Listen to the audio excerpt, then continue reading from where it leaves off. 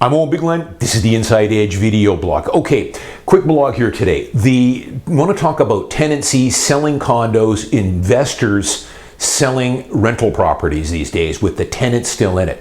So in all my years in real estate, I have never seen the number of downtown Vancouver condos or Richmond or Burnaby, Brentwood, Metrotown condos, especially one beds, some two beds, that are listed that are tenant occupied.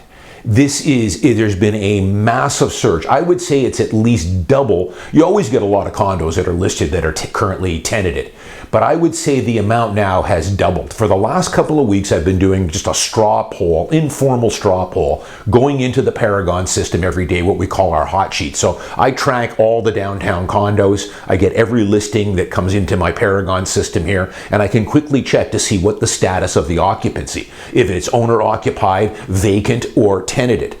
The number of tenanted properties now is incredible. In a typical couple of day period, we might, let's say, just for example here, 100 one-bedroom condos listed over a 2 or 3 day period for Vancouver. Normally, you'd probably say 20%, 25% might be tenanted in normal years, normal times in the past. Now, I'm seeing some days as much as 50, 60, 70% in a 1 or 2 or 3 day period where the occupancy is tenant occupied. So this is the proof here of what's been going on with the NDP and their war on landlords. I've blogged many times over the years on this.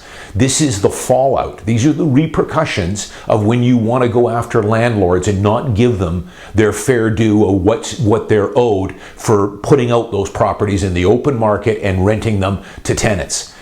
When you start doing the rent control, freezing of rents, all the rights go into the tenant's favor, you start to get long-time investors that have owned these units maybe for 5, 10, 15 years or more, that enough is enough. I've made a bunch of money on this unit. It's not worth the hassle anymore. My current tenant is paying $700, $800, $900 below market rent, and I have no hope in ever getting that up back to market. The tenant won't leave.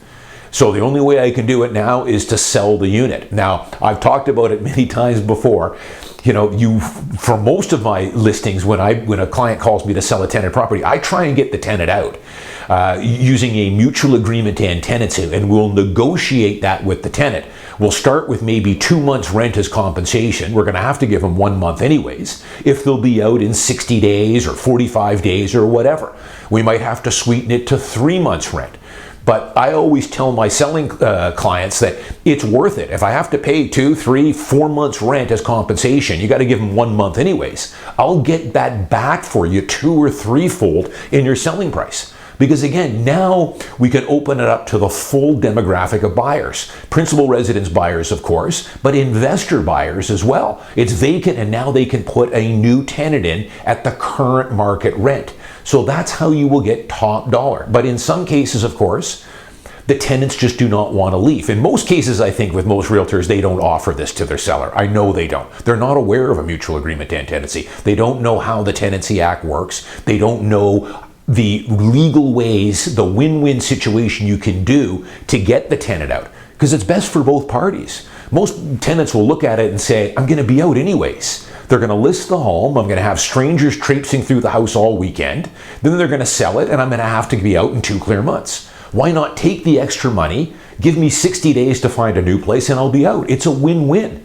Much better for the seller because I'll get them $10,000, $20,000, $30,000, $40,000 more in the selling price. That's why I continue to set high price marks.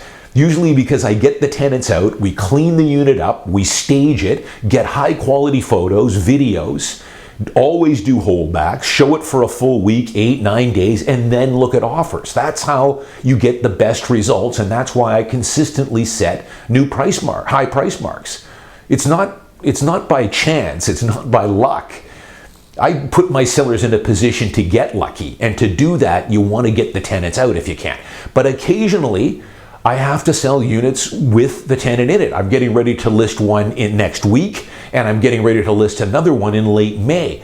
We offered it to the tenants, but they just don't want to take it, and that's fine. No problem, Mr. Tenant. Let's work out a showing schedule. Please try and keep the place as neat and clean as you can. And we're going to start showing it. We're going to list it and show it. And I'm going to sell them quick. Might leave a little money on the table, but they don't want to leave, and they'll be out in 2 months. So, I love also on the buy side going after units that are tenanted. I see units all the time here that are on fixed term tenancy still, which is ridiculous. I've got one in a really good strata in the West End. I probably have 9 or 10 clients in this building. It's a really prime older strata in the West End.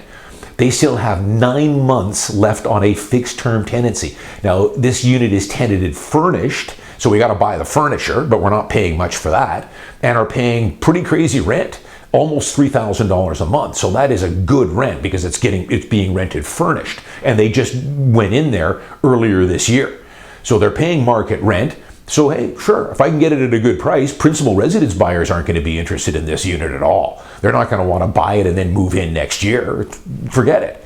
The only one that's going to be interested in investors, which might make up 20% of the buyers. So I love going after those type of units. I can usually get them at a far better price because I'm not in competition with a principal residence buyer.